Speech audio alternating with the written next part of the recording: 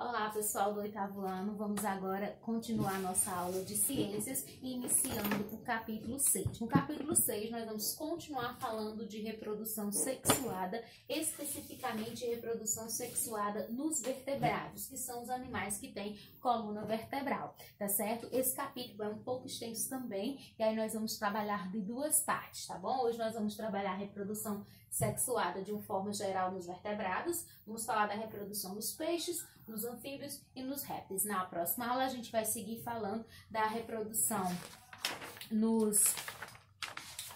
nas aves, mamíferos, e vamos falar dos animais que têm alternância de reprodução, tem reprodução sexuada e sexuada ao mesmo tempo, tá certo, pessoal? Então vamos iniciar. A reprodução sexuada, como a gente já viu na aula anterior, é aquela onde a gente tem a presença de gametas, o gameta masculino e o gameta feminino, certo? Nós podemos classificar ela de uma forma geral em três tipos principais. Ovíparos, os animais podem ser, podem ser ovíparos, ovovivíparos e vivíparos. Os animais que são ovíparos são aqueles que se desenvolvem dentro de um ovo e são fora do corpo da mãe. Como exemplo, alguns peixes, répteis e aves, tá certo? E os mamíferos monotremados, que são o ornitorrinco e a équida, tá certo? Ovovivíparos são aqueles que vão se desenvolver, o embrião vai se desenvolver dentro de um ovo, só que dentro do corpo da mãe, certo? Então, quando ela coloca o ovo para fora, ela já coloca com o indivíduo formado.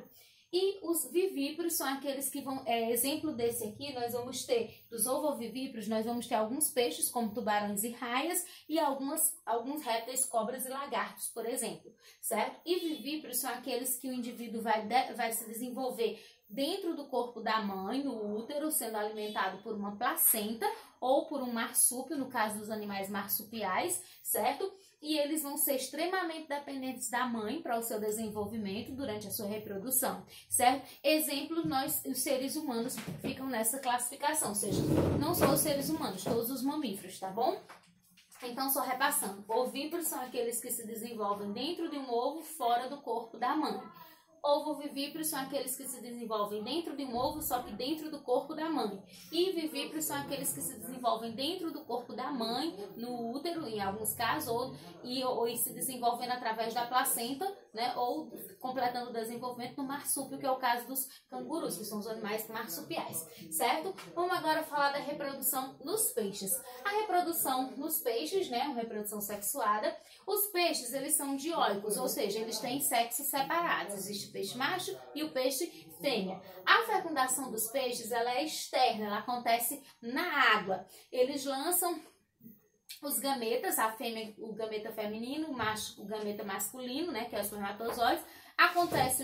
A fecundação do óvulo acontece na água, ou seja, os espermatozoides fecundam o óvulo e a partir daí esse óvulo vai amadurecer e com o passar do tempo desse ovo vai eclodir um peixinho pequenininho que é chamado de alevino, que é semelhante ao peixe adulto, certo? A reprodução é importante frisar que os peixes lançam inúmeros óvulos na água para serem fecundados, assim como são lançados inúmeros espermatozoides, porque as condições de sobrevivência na água é muito dificultada pelos predadores que podem se alimentar e também muitas vezes os ovos não têm substância nutritiva suficiente para os peixes se desenvolverem, certo? É importante também frisar que a maioria dos peixes não são muito cuidadosos com os seus filhotes, certo?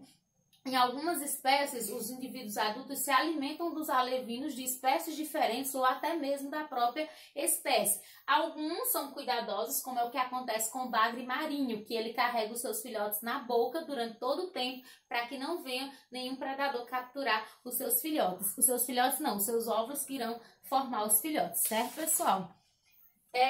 Quando a gente fala de peixes, nós temos duas particularidades. Como eu disse para vocês, a fecundação deles é externa. Mas o cavalo marinho e os peixes cartilaginosos têm fecundação interna. O cavalo marinho ele tem outra particularidade que todo mundo conhece, que é o macho que fica grávido. No caso do cavalo marinho, a fêmea põe os ovos numa bolsa que tem no abdômen do macho e lá vai acontecer, o macho vai lançar os espermatozoides, vai fecundar e vão formar os ovos que depois de 2 meses de gestação vão eclodir os novos cavalos marinhos. Então, ele tem essa particularidade, que é o macho que vai ficar grávido e também porque tem fecundação interna, assim como os peixes cartilaginosos, que são aqueles que têm o esqueleto constituído de cartilagem, tem fecundação interna, tá certo, pessoal? A reprodução nos anfíbios, os anfíbios foram os primeiros animais a vencerem a barreira de vida aquática e passarem para o meio terrestre, mas eles passaram para o meio terrestre, mas não completamente, por isso eles ficaram com a dependência do meio aquático também, principalmente para a reprodução, porque a reprodução dos anfíbios acontece na água, por isso o nome anfíbios, duplo e biovida, então eles têm dupla vida, tem 2 ambientes para viver, certo? Então eles têm, a fecundação deles depende da água, porque ela só acontece na água. Ela pode ser externa e ela pode ser interna, certo? A fecundação externa, ela acontece especificamente, os anfíbios, eles vão ser classificados em 3 grupos, que são os anuros, ápodes e urodelos. Nos anuros, que são sapo, rãs e pererecas, a fecundação vai ser externa. No livro de vocês, na página 109, vocês têm a reprodução dos anfíbios, no caso dos anuros, representada por um sapo. Acontece da seguinte maneira: primeiramente o macho abraça a fêmea por trás e aí a fêmea solta os óvulos, ele solta os espermatozoides, vai juntar, aí vai formar aquela massa gelatinosa que é comum no período de inverno, nos açudes, ficar na beirinha do açude assim, um negócio espumoso, não sei se você já viu, um negócio espumoso, esbranquiçado, como se fosse uma espuma com os pontinhos pretos, que são os óvulos do sapo que já foram fecundados e estão esperando para continuar o desenvolvimento.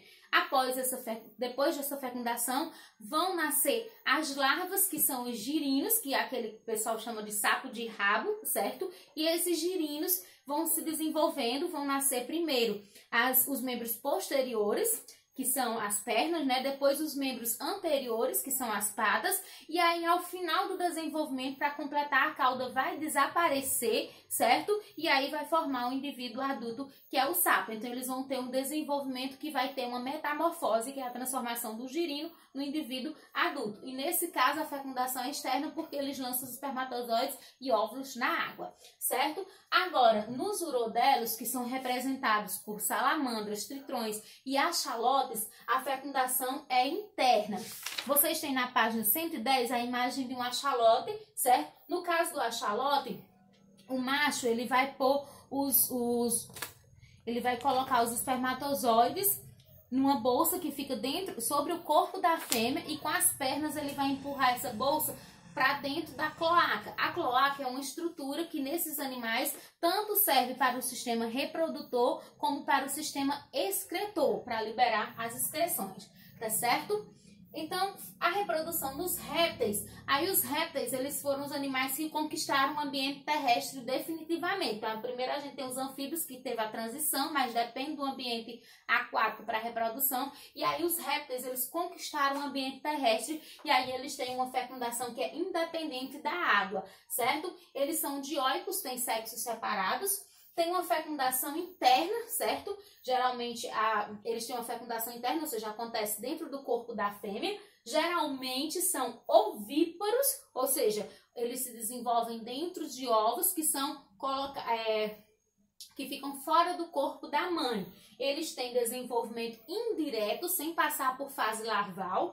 Agora, algumas cobras e lagartos, que são exemplos de répteis, podem ser ovíparos, ou ovovivíparos, ou seja, eles têm o indivíduo se desenvolve dentro de um ovo, mas que fica dentro do corpo da mãe e que quando sai para fora, o indivíduo já nasce formado, pronto para se desenvolver. Um exemplo disso é o que acontece com as víboras, certo? Que é um tipo de cobra. E, mais para vocês terem mais uma ideia mais clara, um exemplo é a cascavel, que é uma cobra, né? Uma víbora que é típica aqui da nossa região da Caatinga. Então, no caso da cascavel, ela se desenvolve assim. Os os filhotes ficam dentro de ovos, dentro do corpo dela. E aí, quando ela coloca os ovos, eles já estão prontos para nascer, eclodem do ovo e vão se desenvolver. Durante esse período, a cascavel ela fica com muita dificuldade para poder sair para procurar alimento, ficando fragilizada e sofrendo muitas vezes o ataque dos seres humanos, certo? Então, pessoal, era isso por hoje, né? A nossa aula. A gente falamos da reprodução sexuada, né? Dos ovíparos, no caso, nos vertebrados, animais com ovos, ovíparos, ovovíparos e vivíparos.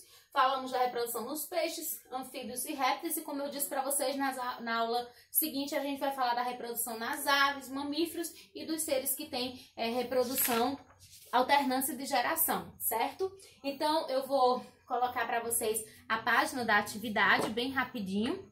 A atividade, ela vai ser pequenininha, certo? Eu vou só dizer para vocês, vai me passar rapidinho aqui. A atividade é na página 113. O conteúdo, não vou nem colocar aqui as páginas, porque como eu já disse para vocês, nós estamos iniciando o capítulo 6, certo? Então, a atividade, ó, vai ser bem pequenininha hoje. Vai ser a página 113 e as questões são somente as questões 1, 2 e 3. São 3 questões abertas, que vocês devem ler e resolver, pegando resposta no conteúdo, é claro.